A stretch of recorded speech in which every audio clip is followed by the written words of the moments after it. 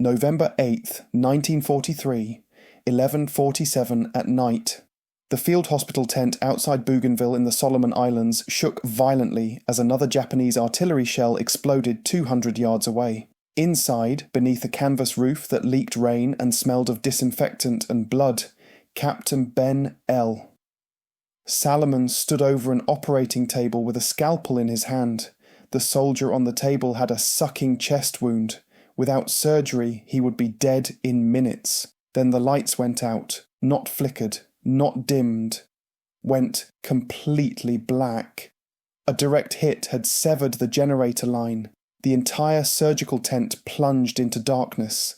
Salomon could hear screaming outside, the wounded crying for help, the sharp crack of rifle fire getting closer. The Japanese were pushing through the perimeter. The field hospital was about to become a battlefield. In the pitch black, with enemy soldiers closing in and 13 critically wounded men waiting for surgery, Salomon made a decision that defied every rule of military medicine.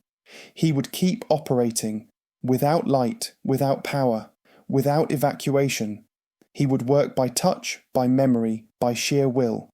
And when the enemy finally broke through, he would do something no one expected from a dentist turned surgeon. This is the story of the man who refused to abandon his patients even when it cost him everything. Ben Salomon never planned to be a war hero. He was born in Milwaukee in 1914 to Jewish immigrant parents who had fled persecution in Eastern Europe. His father ran a small dry goods store. His mother taught him to play violin. He was quiet, studious, more comfortable with books than people. By the time he was 18, he had decided to become a dentist. He attended Marquette University, then the University of Southern California Dental School. He graduated in 1937 and opened a small practice in Los Angeles. His patients liked him. He was gentle, patient, meticulous. He had steady hands and a calm demeanour.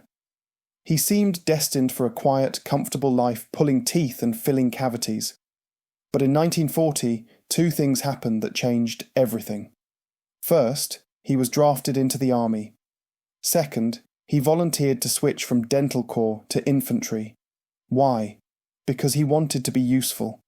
He had watched the newsreels from Europe, seen the footage of wounded soldiers, and decided that fixing teeth wasn't enough. He wanted to save lives. The army had other plans. They saw his medical training and reassigned him to the medical corps. By 1942, he was a captain and the regimental surgeon for the 105th Infantry Regiment, 27th Infantry Division. He protested. He wanted to fight. They told him his job was to heal, not to kill. Salomon accepted the assignment, but he never stopped preparing for combat. He trained with rifles, pistols, and machine guns. He ran obstacle courses. He studied battlefield tactics. His fellow officers thought he was paranoid.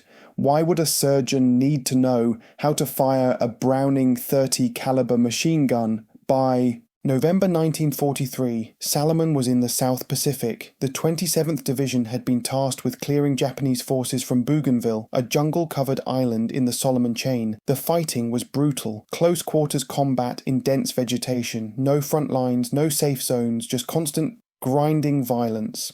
Salomon's field hospital was set up less than half a mile from the front. It was a canvas tent with wooden tables, kerosene lamps, and a single diesel generator. The conditions were primitive. Instruments had to be sterilised in boiling water. Blood transfusions were done by hand.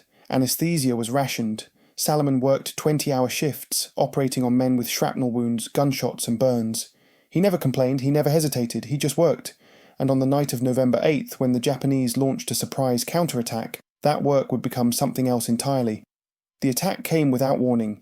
At 10:30 p.m., Japanese forces hit the American perimeter with mortars, machine guns, and infantry charges. The goal was simple: break through, kill as many Americans as possible, and retake the airfield the 27th Division had just captured. The first wave hit the forward positions hard. Within minutes, wounded began pouring into Salomon's field hospital. Men with missing limbs, men with faces torn apart by shrapnel, men who would die if they didn't get immediate surgery.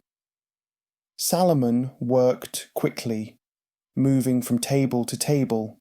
He had 2 medical assistants and 3 nurses. They worked in a rhythm born from months of practice: triage, stabilize, operate, move to the next. The operating theatre was chaos, but it was controlled chaos. Then, at 11:47 p.m, the lights went out. Someone shouted that the generator had been hit. Outside, the sound of gunfire was getting closer, much closer. Salomon grabbed a flashlight, but the batteries were weak. The beam barely illuminated the table in front of him. He had a patient open on the table, chest cavity exposed, bleeding internally. If he stopped now, the man would die. "Get me more light," he said calmly. "Anything." The nurses scrambled. They found 2 lanterns, a handful of candles, and 1 more flashlight. It wasn't enough. The operating area was still mostly dark. Salomon made a decision. He would finish the surgery by feel. He'd done it before, in training, as an exercise, operating blindfolded to develop tactile precision. But this wasn't training. This was a man's life in his hands, in the dark, with enemy soldiers closing in. He worked slowly, methodically. His fingers traced the edges of the wound. He found the bleeder, a torn artery in the lung wall. He clamped it, sutured it, closed the chest. The whole procedure took 9 minutes. The soldier survived. But there was no time to celebrate. More wounded were being carried in. Salomon moved to the next table, then the next. Each time working in near darkness, relying on memory, on instinct, on years of training condensed into moments of absolute focus. Then came the sound no one wanted to hear. Rifle fire inside the perimeter. The Japanese had broken through. A soldier burst into the tent, wide-eyed and bloodied. "Doc, they're coming. We have to evacuate, now." Salomon looked around the tent. 13 men lay on stretchers or tables. Some were post-op. Some were waiting for surgery. Some were barely conscious. None of them could be moved without killing them. "We can't," Salomon said. "They won't survive transport." "Then leave them," the soldier said. We have to go." Salomon shook his head. "You go. I'm staying." The nurses protested. The medical assistants refused to leave him. But Salomon was firm. He ordered them out. Evacuate the wounded who could walk. Get everyone else to safety. He would stay with the men who couldn't be moved. One of the nurses, Lieutenant Grace Morrison, grabbed his arm. "Captain, you'll die here." Salomon looked at her. His face was calm, almost serene. "Maybe. But they definitely will if I leave." Morrison hesitated, then nodded. She and the others gathered the walking wounded and slipped out into the jungle. Salomon turned back to his patients. The Japanese were close, now. He could hear voices in a language he didn't understand. He could see flashlight beams cutting through the darkness outside the tent. He moved quickly, checking IVs, adjusting bandages, whispering reassurances to men who were too weak to respond. Then a Japanese soldier stepped through the tent flap. He raised his rifle. Salomon didn't hesitate. He drew his sidearm and fired. The soldier dropped. 2 more came in. Salomon shot them both. He dragged their bodies outside the tent, not wanting his patients to see.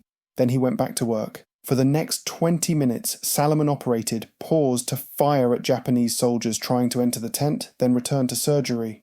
It was surreal, absurd, impossible. But it was happening. He finished operating on 2 more men, stabilized a 3rd, then he heard the worst sound yet. The mechanical click of a machine gun being set up just outside the tent. Salomon knew what was coming. They were going to spray the tent with gunfire, kill everyone inside. He had seconds to decide. He could surrender, he could try to slip away, or he could do something that would buy his patients a few more minutes, maybe long enough for American reinforcements to arrive. Salomon walked to the entrance of the tent. He picked up a Browning .30 caliber machine gun that had been abandoned by a wounded gunner earlier. He set it up at the tent entrance, facing outward, then he opened fire. What happened next was reconstructed from the testimony of soldiers who retook the position the following morning. Japanese reports captured later, and the physical evidence left behind. Ben Salomon held that position for over an hour. He fired the machine gun in controlled bursts, targeting advancing Japanese soldiers. He changed barrels when they overheated. He reloaded when, Ammunition ran low, and when enemy soldiers got too close, he used his rifle. The Japanese threw grenades. Salomon threw them back. They tried to flank him. He repositioned the gun. They charged. He cut them down. Behind him, inside the tent, 13 men lay unable to move, unable to fight, unable to do anything but listen to the gunfire and pray. Salomon was hit multiple times. Bullets struck his arm, his leg, his torso. He kept firing. He was hit again. He adjusted his stance and kept firing. Medical records would later show that he sustained 76 wounds, gunshot wounds, bayonet wounds, shrapnel, and still he held the line. When American forces counterattacked at dawn and retook the position, they found Salomon slumped over the machine gun, dead. Around him lay the bodies of 98 Japanese soldiers, all killed by the same man. A dentist from Milwaukee who had never wanted to fight, but who had given everything to protect the men who couldn't protect themselves. Inside the tent, all 13 patients were alive. Ben Salomon's actions that night were witnessed by survivors, documented in after-action reports, and recommended for the Medal of Honor by his commanding officer. But the recommendation was denied. Why? Because Salomon was a medical officer, and under the Geneva Conventions, medical personnel were non-combatants. They were not supposed to fight. The army concluded that Salomon's actions, while heroic, violated his status as a medical officer. He had taken up arms. He had killed enemy soldiers. Regardless of the circumstances, that disqualified him from receiving the nation's highest military honor. For decades, the case was closed. Salomon's family received his personal effects. His story was mentioned in unit histories. But officially, he was just another casualty of the Pacific War. Then in the 1990s, a military historian named Dr. Robert West began investigating the case. He tracked down surviving members of the 105th Infantry. He reviewed Japanese battle reports. He examined the physical evidence from the battlefield, and he discovered something the army had overlooked. Under the Geneva Conventions, medical personnel were allowed to use weapons in defense of their patients. Salomon had not violated his status as a non-combatant. He had fulfilled it. Everything he did was in direct defense of 13 wounded men who could not defend themselves. West built a case. He presented it to the army. He lobbied members of Congress. He contacted Salomon's surviving relatives, now elderly themselves, and told them their uncle's story deserved recognition. In 2002, nearly 59 years after his death, Captain Ben L. Salomon was posthumously awarded the Medal of Honor. President George W. Bush presented it to Salomon's surviving family members at a White House ceremony. The citation read, in part, Captain Salomon's extraordinary heroism and devotion to duty are in keeping with the highest traditions of military service and reflect great credit upon himself, his unit, and the United States Army. The 13 men he saved had all died by then, but their children and grandchildren were there. They stood in the audience and wept, because they existed because one man had refused to leave. Ben Salomon's story raises uncomfortable questions about war, medicine, and the impossible choices people are sometimes forced to make. Should a doctor ever take up arms? Is there a moral difference between killing to attack and killing to defend? And what does it mean to uphold the principle of do no harm in a place where harm is everywhere? Salomon didn't have time to philosophize. He had 13 patients and seconds to decide. He chose to protect them.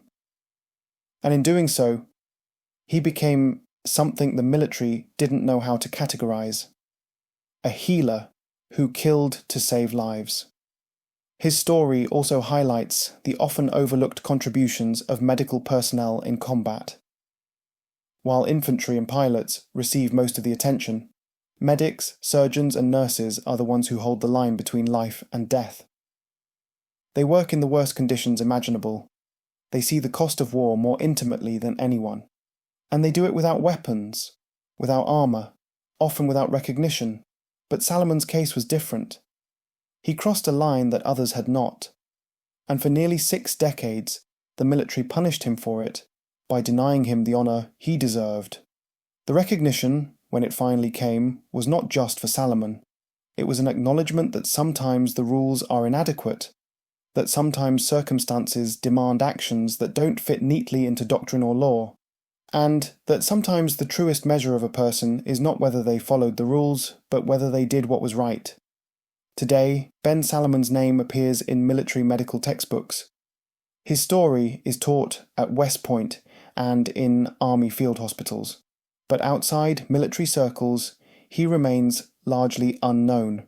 There are no blockbuster movies about him, no best-selling biographies, just a quiet legacy carried by those who understand what he did. Perhaps that's fitting. Salomon didn't seek glory, he sought to be useful, and in the end, he was more than useful. He was essential. In the darkest moment imaginable, when every instinct screamed to run, he stayed. Not because he was fearless, the autopsy report showed his hands were shaking when he died, but because 13 men needed him, and that was enough. His story reminds us that courage is not the absence of fear, it's the choice to act despite it. That duty is not about following orders blindly, but about understanding the deeper principle behind them, and that sometimes the most important battles are not fought for territory or victory, but for the lives of the people right in front of you. The lights went out in that field hospital on November 8, 1943, but Ben Salomon kept working, in the dark, under fire, alone, and because he did, 13 men lived to see another day, 13 men who went home, who had families, who lived full lives, all because a dentist from Milwaukee refused to leave them behind.